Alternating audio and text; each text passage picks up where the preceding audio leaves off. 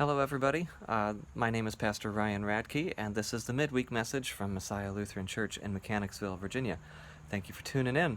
We are in the middle of a series, and the series is called Let's Try Praying Like This. Pretty straightforward. It's based on, or it was inspired by, a book that we read in seminary called Soul Types, which took the Myers-Briggs Personality Type Inventory, and which, kind of sorts people, so to speak, on their personality types by things like if you're extroverted or introverted, if you are more sensing or feeling, if you're more intuitive, or what was the other one there? I think thinking. And then the last one is let's see, E or J. I can't think of it, but it depends on how, it's based on how you're organized, how you if you're an organized person or more of a spontaneous person. These are all very simplified generalizations. But it's a helpful thing to help you understand yourself, your coworkers, your family, whatever you want to use that tool for. And it changes throughout your life as you change, as circumstances change. But the authors of the book Soul Types took this personality inventory and said, well, you know what, if there's different types of personalities, it stands to reason that there's different types of spiritual practices and different types of prayer to fit each of those personalities. It isn't just the one way of bowing your head, folding your hands, and being quiet. There's as many different ways to pray and interact with God and feed your spiritual life as there are different personalities. So the goal of the book that led to the class that's also been used for a retreat that my wife and I did, or wrote, she ran the retreat, it was a women's retreat. All of this is so that folks can explore, like a sampler platter, these different types of prayer and see what works for you if you haven't ever tried it before or found one that works for you. So if you've ever thought, oh man, I don't really like to pray, I don't have a good relationship with God, maybe it's because you just weren't using the right tools in your toolbox or didn't have them, didn't know about them. Anyway, long intro this week. This week we are going to try praying spontaneous or sensory prayer. Let me explain what that is. What is this type of prayer like? It's praying in the moment, using all your senses to take in what's around you and telling God whatever is on your mind. It's like saying out loud whatever you're thinking, stream of consciousness even. It's the opposite of structured prayer that we did the first week, where you have the same acronym, you have the same times of day, the same pattern every single day. This one is opening yourself up to whatever might hit you. Whatever happens, happens. It happens whenever it happens. It's sort of like texting your best friend all the time, but you don't need a phone. This cultivates this continuous relationship and conversation with God. It's maybe you've done a prayer walk or heard of that before. That's what we're going to try today. I'm going to do a little prayer walk around the neighborhood today, and thus the garb. What's it for? What is this type of prayer for? It's for loosening up your prayer life. It's for folks who don't naturally go for structures and lists and routines. It's for people who pray whenever it hits them to pray. It's for praying whenever you need to, no matter what's going on. It's for, if you are more structured, it's for opening you up to the world around you so you don't get too focused on just yourself or your routines or whatever. So it works for different folks. It's good to try it, whatever your comfort zone is. This is an easy one to do. When can you use it? Well, you could literally use it any time. Or you could practice being spontaneous, which is sort of an oxymoron, and have a little walkabout. The trick is getting used to praying whatever is on your mind, whatever it happens, so that you eventually just pray all the time without having to think about it or plan it. This just kind of opens the floodgates. Where could you use it? Same kind of thing. You could use this type of prayer anywhere. And some folks like to pray like this when they go for a run, or with their people watching in the mall, back in the before times when you could really go to a mall, or when malls were still around. But it's someplace where your mind is free to wander. Not when you're driving, probably. You want to concentrate, but you want to just be able to take whatever hits you and pray on it as it comes. Through all the senses. You could pray like this anywhere where wherever you are, you could pray like this. Here's how it works. So a good way to try this for the first time is to do a walkabout. We're going to try it in just a minute. And you practice using your senses.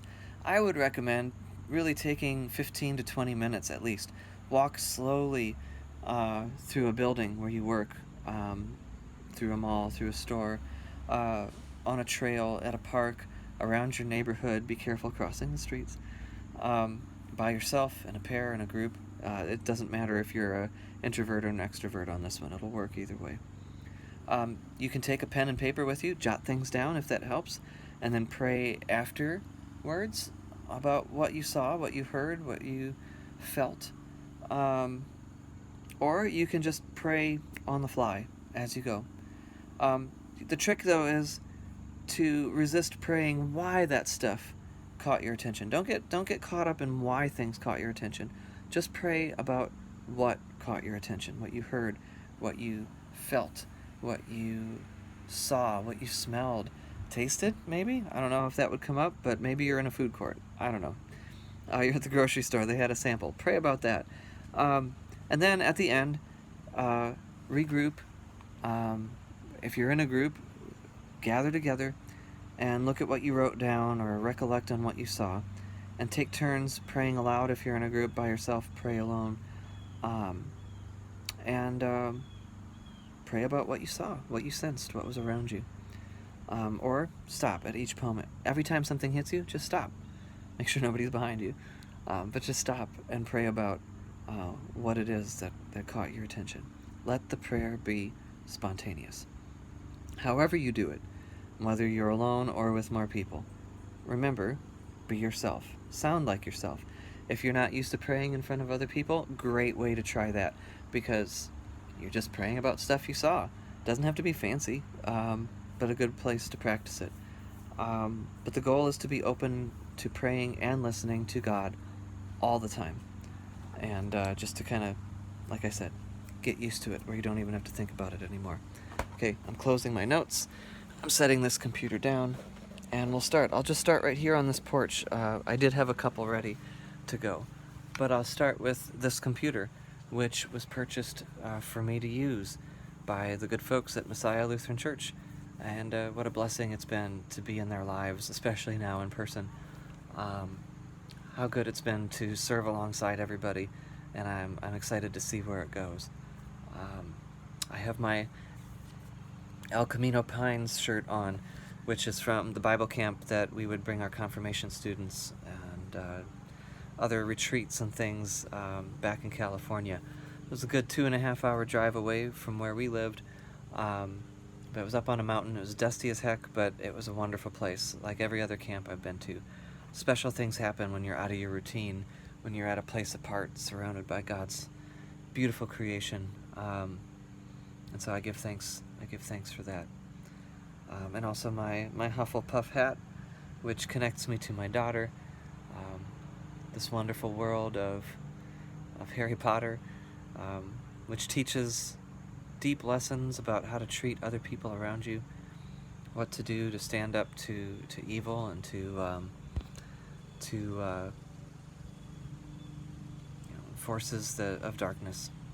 It's not a Christian book by any means, but there's definitely points of resonance and places where we can take that conversation in that world and help it open up our eyes to the world around us in real life. That's also just fun. Thank God for imagination and fun. So we're going to start walking. I'll walk a little bit around the neighborhood just to give you an idea of how this could work, how it works for me, but we'll see how it works for you. Let's see, I'm hearing dogs barking. We don't have a dog. Maybe we'll get one someday once we're all settled. But I know we just had a little commemoration flashback. It was just the commemoration of St. Francis of Assisi, the patron saint of animals. And a lot of churches will do a blessing of animals. I know Messiah has in the past. I look forward to when we can do that again. But I'm thankful for the gift of companionship in our pets. We've got 2 cats ourselves. Some of you may remember, one made an appearance once. Her name is Twix. We also have Toulouse. There's something special about pets and the love that they show and the care that you have to give them, and what happens when they're no longer part of your family. What else? I am hearing the birds. I'm hearing lawnmowers. They're giving thanks for creation. Walking past the house we've been staying, how thankful I am for our family who has given us their home and taken us in and let us figure things out and hunker down, have a roof over our heads, show us love and joy. Where else? I guess I'll cross the street here. I'm seeing these neighbors I haven't met yet, folks I don't know, but each one of them is a beloved child of God, and each one of them has their own stories, their own hurts, their own joys. Each one is somebody that we minister to, whether they ever know it or not. Hi, how you doing? What else do we have going on here? I'm seeing a very well manicured lawn here. I guess I could... No, I can't flip the camera. I'm using a different thing. But here, check this out. Isn't that nice? I haven't had that in a long time. Our yard in California was in the middle of a drought. Haven't had to take care of a lawn, so looking forward to that as well. I'm smelling flowers that I don't know their names. There you go. I'm still learning this place that we just moved to.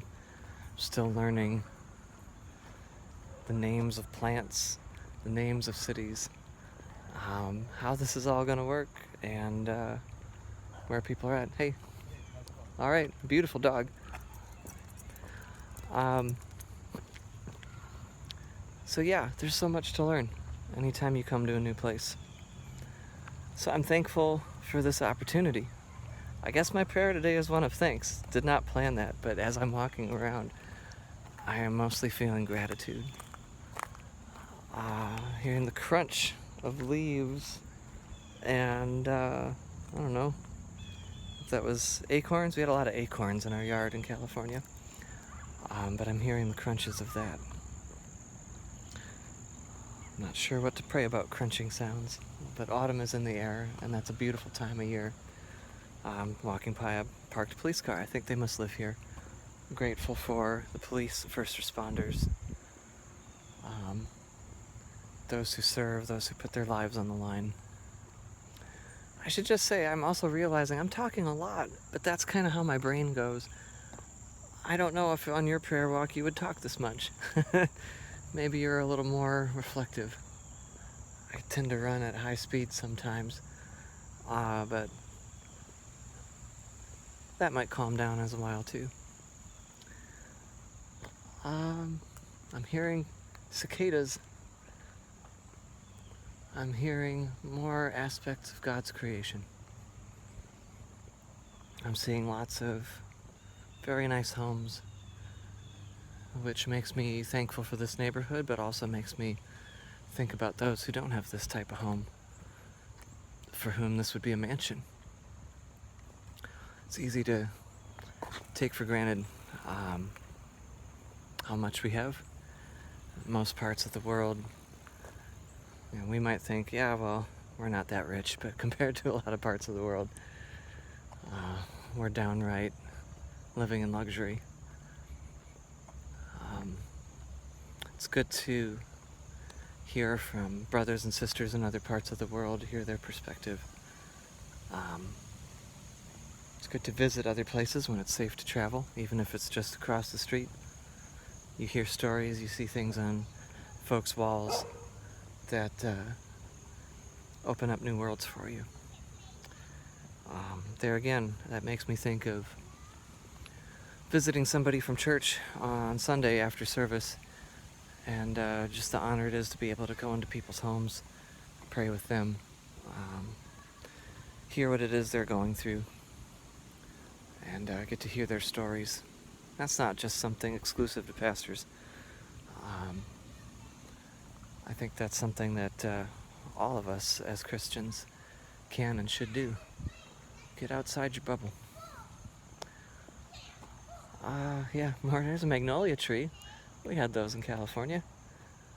A lot of differences, but there's still a lot the same. I see I don't think the camera would pick it up, but there is a fun little whirligig in somebody's lawn. Looks like it might be a fire engine? Yes. And the wheels spin in the wind, little pinwheels. Thank God for whimsy. Thank God for those funny things that make people smile, bring joy at no price, all for free. You might not know this, but this street I'm on is a circle. So eventually I will make it back to the beginning. I'm passing a fire hydrant. So I can go a couple of different places with that. There it is. It's silver. Thankful for the infrastructure that we have around us. The different layers that keep us safe, not just police, but things like fire hydrants, fire departments, all the civic institutions that we complain about, but nevertheless make our lives better. And then, of course, fire hydrants also represent communication in the dog world. So many thanks for all the various message boards and ways we connect in our lives. A lamp post for all the things that shine a light in the darkness, literal and figurative. I'm thankful for... There it is. You can see it, maybe? Oh, there it is, back there. Thankful for the light that our Lord gives us. That we're never alone, even in the darkness, even in the hard times. We're never alone. Past a basketball hoop back there. This prayer walk has got a lot of visual. I don't know what yours will be for your senses. I like playing basketball though, so I give thanks for that playfulness that God included in our creative makeup, for that spirited competition, exercise, everything that comes with it.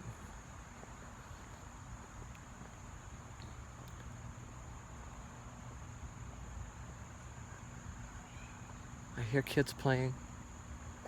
I worry about them in this time of quarantine and distance learning, whether they're in school or not. It's weird times. People always say kids are resilient.